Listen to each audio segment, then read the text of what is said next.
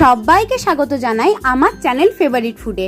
আজ তোমাদের সাথে শেয়ার করব শুষ্নি শাকের দারুণ একটা রেসিপি। যারা শাক খেতে পছন্দ করো না, এইভাবে রান্না করে দিলে তারাও কিন্তু খেতে বাধ্য।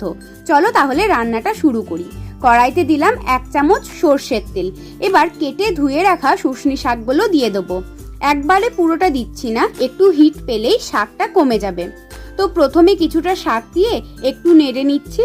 এবার বাকি শাকটাও দিয়ে দিচ্ছি। এখানে বলে রাখি, শাকটা সেদ্ধ হওয়ার পর অনেকটাই কমে যাবে, তাই নুন কমই দেবে, না হলে অতিরিক্ত নুন হয়ে যাবে। সব শাকগুলো একসাথে মিশিয়ে দিচ্ছি পরিমাণ মতো নুন আর সামান্য হলুদ। শাক থেকে অনেকটাই জল বেরোবে, তাই এখানে খুব বেশি জল আমরা দেব না। আধ কাপ জল দিচ্ছি।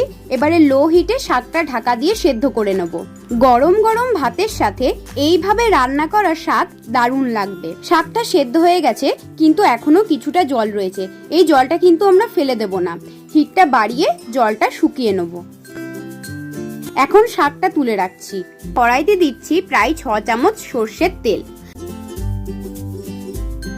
কয়েকটা চীনা বাদাম ভেজে নিচ্ছি। শাকে বাদাম পড়লে স্বাদ অনেক বেড়ে যায়। বাদামগুলো ভাজা হয়ে গেছে, এগুলো তুলে রাখছি। এবার ওই তেলে দিয়ে দিচ্ছি 2 শুকনো লঙ্কা আর হাফ চামচ 5 ফোড়ন। কয়েক সেকেন্ড শুকনো লঙ্কা আর 5 ফোড়নটা ভেজে নিচ্ছি। এখন দিচ্ছি হাফ চামচ বা 6 কোয়া থেতো করা রসুন। রসুনটা কিন্তু বেটে দেবে না, থেতো করেই দিতে হবে।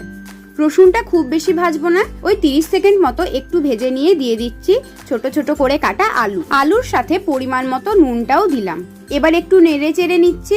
লো হিটে আলুটাকে ঢাকা দিয়ে সেদ্ধ করে নেব। এক পাশ বাদামি হয়ে এলে নেড়ে নিয়ে আবারও ঢাকা দিয়ে রাখছি সেদ্ধ হওয়ার জন্য। আলুর গায়ে কেটে দেখে নিচ্ছি আলুটা সেদ্ধ হয়েছে কিনা। আলুটা সেদ্ধ হয়ে গেছে। এখন দিয়ে দিচ্ছি লম্বা লম্বা করে কাটা পেঁয়াজ। আলুর সাথে পেঁয়াজটাকেও ভেজে নিচ্ছি। ভালো করে ভাজা হলে দিয়ে দিচ্ছি গ্রেট করা নারকেল। শাক রান্নার ক্ষেত্রে নারকেল অবশ্যই দেওয়ার চেষ্টা করবে।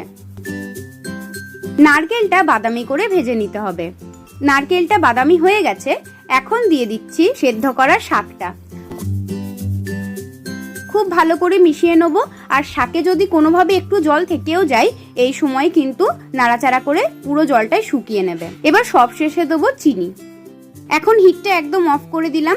ভেজে রাখা বাদামগুলো হাতের সাহায্যে একটু ভেঙে নিয়ে দিয়ে দিচ্ছি। ব্যাস, আমাদের শুষ্নি শাক রান্না একদম কমপ্লিট। শাক পছন্দ না করলে এইভাবে অবশ্যই একবার রান্না করে দেখো।